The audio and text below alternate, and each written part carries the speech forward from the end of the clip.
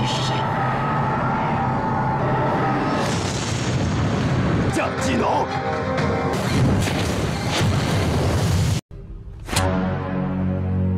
Hai para Sudaners, kumaha kabarna? Damang sadena dengan saya si Otong kembali lagi di channel Ningali Film. Pada episode kali ini kita akan membahas alur cerita dari film Pemilik Pedang Legendaris untuk bagian yang keempat. Dan tidak usah berlama-lama lagi, mari kita mulai ceritanya.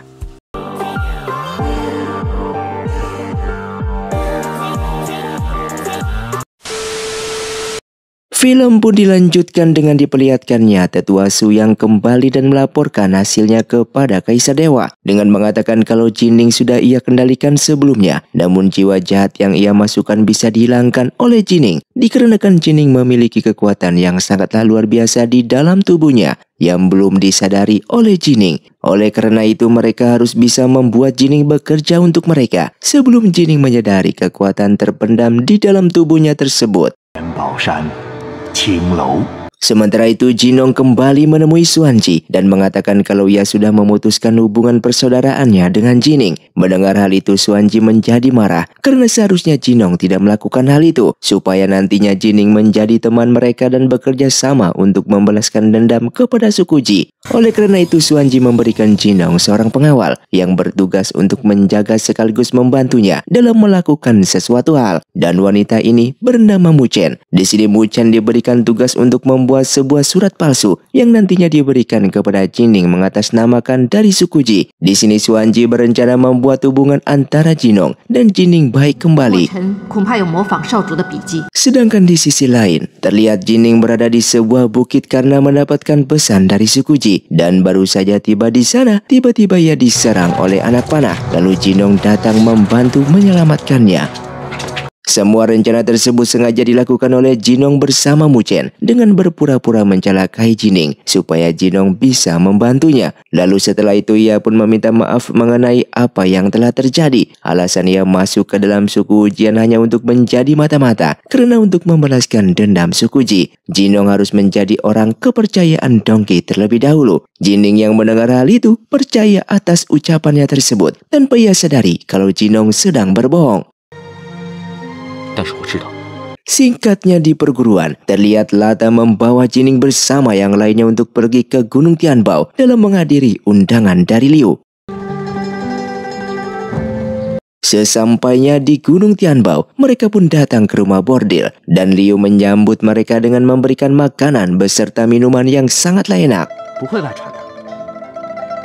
Setelah itu Jining tak sengaja bertemu dengan Jinong yang juga berada di sana. Dengan melihatnya ia pun mengajak saudaranya tersebut untuk menghadiri pesta di rumah bordil. Liu yang melihatnya tidak mengusir Jinong karena pesta tersebut bebas untuk siapapun. Setelah minum di sana ia pun akan pergi. Namun seketika ia melihat Julian yang sedang mabuk berat sehingga ia pun segera membawanya pergi supaya tidak membuat kegaduhan di pesta tersebut. Yang ternyata di rumah bordil itu juga terdapat Tong bersama Sui juga. Dan di sini Tong sedang membahas mengenai dirinya yang di saat dulu menghabisi suku Yu dan suku Fang, yang dimana ia sudah mengetahui kalau Yue berasal dari suku Fang. Karena percakapan mereka berdua, Jinong yang berada di luar tak sengaja menjadi tahu kalau Yue berasal dari suku Fang yang dihabisi oleh suku Jian. Sementara itu Liu mengajak mereka semua jalan-jalan dan menghampiri sebuah toko ternama yang berada di Gunung Tianbao. Dan tanpa sengaja Jining melihat sebuah gantungan pedang, bahkan sangat ingin membelinya. Namun karena harganya mahal ia pun mengurungkan niatnya tersebut. Dan tiba-tiba Biaoer pun datang ke sana dengan menyuruhnya untuk mengambil gantungan pedang tersebut secara gratis. Kemudian Liu pun memperkenalkan Biaoer kepada mereka semua, yang tentu saja Jining beserta Lata sudah mengenal Biaoer. Namun di sini mereka merahasiakan hal tersebut dan berpura-pura tidak kenal untuk menutupi identitas Jining beserta Biaoer yang berasal dari suku Yu. Setelah itu Lata menghampiri Jinong dan ia ingin membawa Julian untuk kembali ke perguruan. Namun sebelum pergi ia mengingatkan Jinong untuk berhati-hati karena suku Jian bukan tempat yang aman untuknya. Saat berada di perguruan, tiba-tiba di papan informasi muncul perintah untuk semua murid, yang dimana semua murid mengharuskan untuk menyelidiki kasus mengenai siluman yang berada di Gunung Tianbao, atau lebih tepatnya di rumah bordil. Mengetahui hal itu, Muzi dan Lata merasa heran, karena mereka baru saja kembali dari rumah bordil dan tidak merasa ada yang aneh di sana. Setelah itu Lata pun menemui pemimpin perguruan dan meminta izin untuk mengambil alih tugas tersebut. Ia bersama kelompoknya akan menyelesaikan tugas itu. Singkatnya, mereka pun kembali lagi ke Gunung Tianbao dan mendatangi rumah bordil. Mereka pun lalu duduk dan disambut baik oleh pelayan di sana yang melihat mereka datang kembali. Sesaat wanita pemilik rumah bordil mulai mencurigainya kalau keberadaan mereka saat ini sudah diketahui oleh murid perguruan Haibai. Lantas pemilik rumah bordil melancarkan aksinya. Ia pun menari sambil memainkan alat musik dari kecapi miliknya, yang seketika membuat semua pria di sana langsung pingsan. Dan di saat itu juga lampu seketika menjadi mati, yang ternyata wanita tadi beserta semua pelayan adalah siluman yang langsung menghisap energi para manusia. Kemudian Yue pun tidak ambil diam. Ia pun segera memusnahkan satu persatu siluman di sana. Sementara Jiulan mencoba menyadarkan Jining, Lata beserta Muzi. Dan siluman itu pada akhirnya berhasil dibinasakan. Sementara Julian terkena racun yang membuat ia sekarat. Kemudian Jining dan lainnya yang telah sadar kembali mencoba membantunya. Melihat kondisi Julian kritis, Jining pun meminta Muzi untuk membawa Julian kembali ke perguruan agar cepat diobati. Namun di saat Muzi membawa Julian, ia dibuat pingsan oleh Jinong dan membawa Julian untuk pergi bersamanya. Kemudian mereka bertiga pun mulai mencari siapa dalang di balik ini semua. Baru saja menelusuri setiap lantai, tiba-tiba dari belakang Lata terkena serangan. Sehingga ia pun meminta mereka berdua untuk segera naik ke lantai atas, sementara ia akan melawan siluman yang tersisa di sana. Kemudian Jining bersama Yue berhasil menemukan seorang pria dalang di balik semuanya ini. Pria itu mengaku jika ia merupakan pemilik para siluman dan menyerap energi setiap manusia yang berkunjung di sana. Tak lama kemudian tiba-tiba Dongki pun juga datang ke sana, yang pada awalnya pria di sana menjadi senang karena Dongki akan membantunya. Namun siapa sangka Dongki langsung membunuhnya.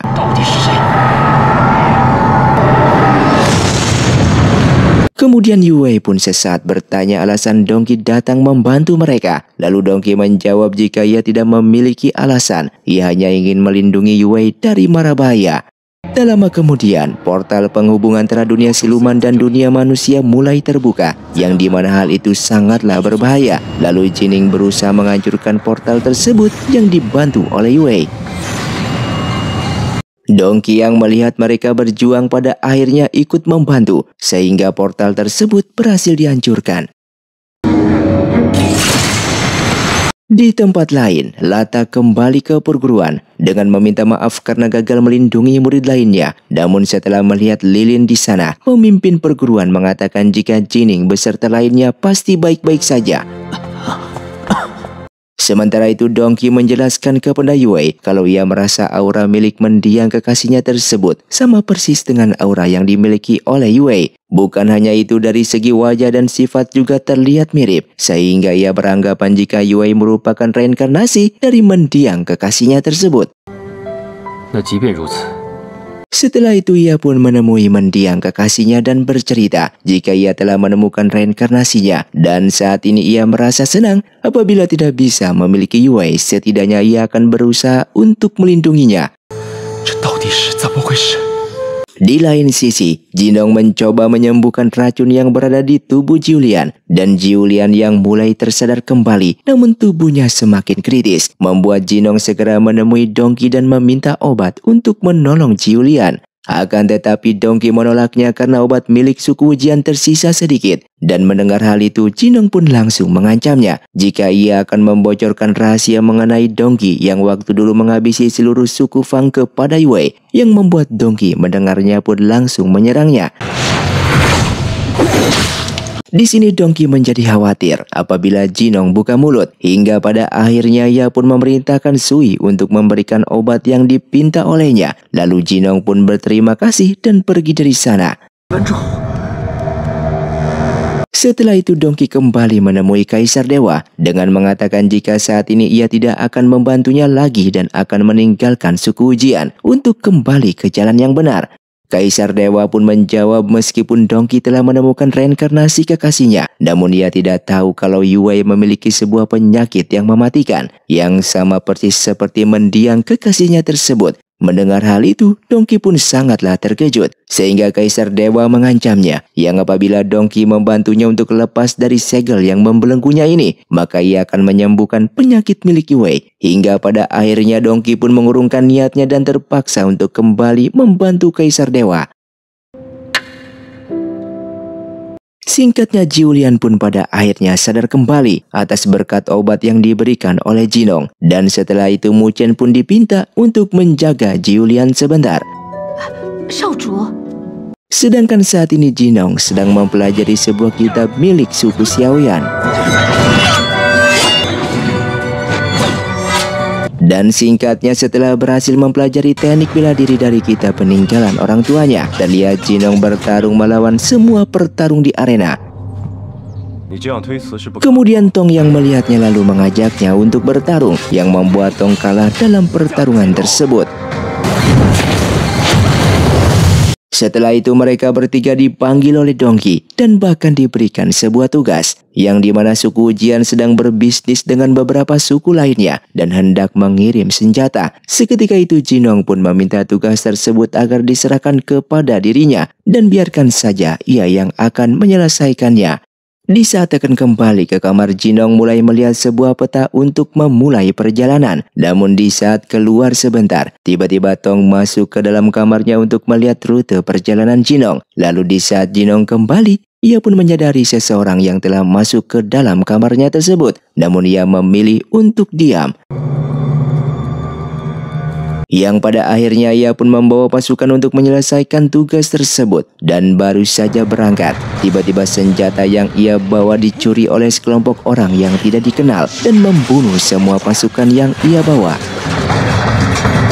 Karena peristiwa tersebut, terlihat perwakilan beberapa suku yang bekerja sama dengan Dongki menjadi marah karena senjata yang mereka pesan tidak sampai ke mereka dan meminta Dongki untuk bertanggung jawab. Di sini Jinong akan bertanggung jawab dan meminta waktu 3 hari dan ia akan menemukan pelaku pencuri tersebut.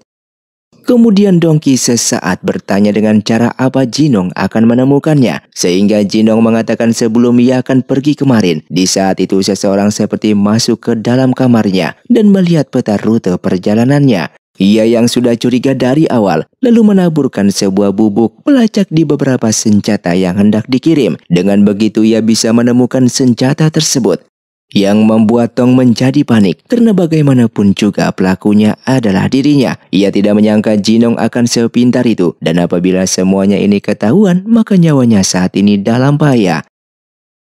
Terlihat Tong menyuruh seseorang untuk membawa pedang-pedang tersebut pergi jauh dan jangan sampai Jinong berhasil mendapatkannya karena hal itu dapat membahayakan dirinya. Dan setelah itu pria tersebut membawa pedang-pedang itu menjauh dari wilayah suku Ujian. Namun ternyata Jinong berhasil menemukannya, dan setelah dicek pedang tersebut, Jinong pun bertanya siapa yang menyuruhnya untuk mencuri. Pria di sana yang pada awalnya tidak mau menjawab, namun karena diancam akan dibunuh, ia pun membocorkan rahasia tersebut kalau Tong adalah orang di balik semuanya ini. Kemudian Tong bersama Sui segera datang ke sana dan menyangkal tuduhan tersebut. Lalu Jinong membunuh pria itu hingga tewas dan berpura-pura percaya terhadap ucapan dari Tong, yang padahal ia sudah mengetahui sebuah kebenaran saat ini. Di tempat lain, Tetua Su dipanggil oleh Kaisar Dewa karena menurut informasi Dongki telah berkhianat, bahkan menghancurkan portal dimensi penghubung dunia siluman dan dunia manusia. Yang tentu saja Tetua Su membenarkan hal tersebut, namun ia meminta untuk tidak usah panik. Karena saat ini Tetua Su tidak hanya memiliki satu portal dimensi saja, melainkan ada 2. Ia bisa membuat para siluman untuk keluar dan masuk ke dalam dunia manusia. Dengan begitu energi para siluman bisa diserap. Di malam harinya, Bioer secara diam-diam kembali ke rumah bordil untuk mencari informasi. Di sini mereka pun menemukan sebuah kristal yang bercahaya dan Bioer meyakini jika selama kristal itu masih bercahaya, berarti tandanya portal penghubung dunia siluman dan manusia masih terbuka di suatu tempat. Oleh karena itu mereka harus berhati-hati dan segera mencari portal tersebut sebelum para siluman masuk ke dunia manusia. Di waktu bersamaan, Jinong lalu menemui Dongki untuk melaporkan kalau ia berhasil mendapatkan kembali pedang-pedang tersebut. Lalu pencuri tersebut mengatakan kalau Tonglah adalah dalang di balik semuanya ini. Namun ia percaya pencuri itu hanya ingin memfitnah Tong saja, sehingga ia berani bertanggung jawab kalau Tong tidak mungkin melakukan hal itu. Di saat keluar, Tong yang merasa kesal hendak menantangnya bertarung karena ia tahu Jinong sebenarnya mempermainkannya saat ini. Lalu Sui mencoba menahan mereka agar tidak berkelahi dan Jinong hanya tersenyum. Di sisi lain, Jining menunjukkan kristal itu kepada Yue dan menceritakan kalau terdapat satu portal penghubung yang masih aktif. Ia yakin Dongki saat itu hanya berpura-pura membantu mereka saja dan ia mencurigai dalang di balik semuanya ini adalah Dongki yang merupakan kaki tangan dari Kaisar Dewa.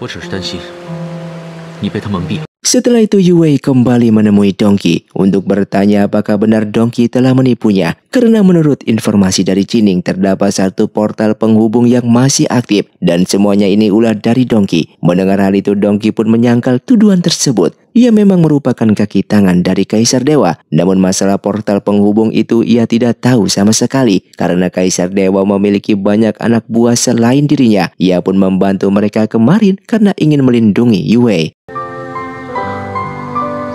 Sementara di perguruan Heibai sedang diguncang dengan adanya seseorang yang telah mencuri kitab Wanggu milik perguruan Heibai. Lata pun mengatakan anehnya di sini pintu ruangan rahasia baik-baik saja, seperti tidak terjadi pembobolan. Namun bagaimana bisa kitab itu bisa dicuri? Dikarenakan kitab itu merupakan benda yang sangatlah penting bagi perguruan Heibai dan mereka harus segera menyelidikinya tentang siapa pencuri tersebut. Kemudian berita ini pun segera disampaikan oleh Mu Chen kepada Jinong. Dengan mendengarkan ceritanya, mereka pun berpendapat kalau semuanya ini ulah dari Dongki. Karena menurut informasi kitab Wanggu merupakan salah satu barang untuk melepaskan segel yang membelenggu Kaisar Dewa. Karena bukan dia pelakunya, sudah dipastikan Tong dan Sui merupakan pencurinya. Di tempat lain, Jining dan lainnya mulai menyelidiki ruangan rahasia untuk mengumpulkan beberapa informasi. Setelah dilihat-lihat mereka tidak menemukan apapun dan justru mereka menemukan sebuah lorong yang tidak berisikan buku. Lalu mereka pun penasaran siapa yang mengambil buku di sana. Di setiap lorong terdapat sebuah angka dan terlihat terdapat bentuk yang menunjukkan angka 6. Lalu pemimpin perguruan datang ke sana dengan meminta mereka semua untuk tidak menyelidiki kasus hilangnya kitab tersebut karena itu tanggung jawab dari para master. Setelah itu mereka mulai berdiskusi mengenai lorong yang terdapat angka 6 tadi. Lata pun mengatakan jika setiap buku yang didapatkan selalu diberikan angka yang menunjukkan waktu dan tanggal kapan buku itu diletakkan di dalam lorong. Kalau melihat dari angkanya, buku yang hilang tersebut seharusnya sudah berada di ruangan rahasia sekitar 20 tahun lebih. Sehingga Jining pun menyadari jika buku itu menyimpan sebuah informasi mengenai 20 tahun yang lalu. Yang dimana di saat itu juga suku Yu dan suku Fang ditugaskan oleh Dewa Nua untuk menjaga segel Kaisar Dewa. Menyadari hal tersebut, Jining beserta Yue segera pergi dari sana. Yang ternyata mereka kembali ke ruangan rahasia untuk mencari informasi lebih lanjut. Namun tempat itu sudah disegel dan pemimpin perguruan sangatlah marah karena mereka mencoba memaksa masuk. Hingga pada akhirnya mereka bertiga dikurung selama 1 hari sebagai hukumannya. Di sana Lata pun merasa heran. Baru kali ini pemimpin perguruan marah besar kepada mereka. Hal tersebut membuat kecurigaan yang besar saat ini. Apa yang sedang disembunyikan oleh pemimpin perguruan dari mereka? Saat sedang mengobrol, Lata tak sengaja menemukan pintu rahasia. Melihat hal itu, mereka pun segera masuk ke dalam. Di saat menelusurinya, Lata pun menemukan darah yang menempel di tembok. Karena ada sesuatu hal yang tidak beres, mereka pun kembali menemui pemimpin perguruan tersebut. Lalu pemimpin perguruan menggunakan darah tadi untuk melihat masa lalu. Yang ternyata memang benar ada 2 orang misterius yang melewati lorong tersebut untuk mencuri kitab Wanggu.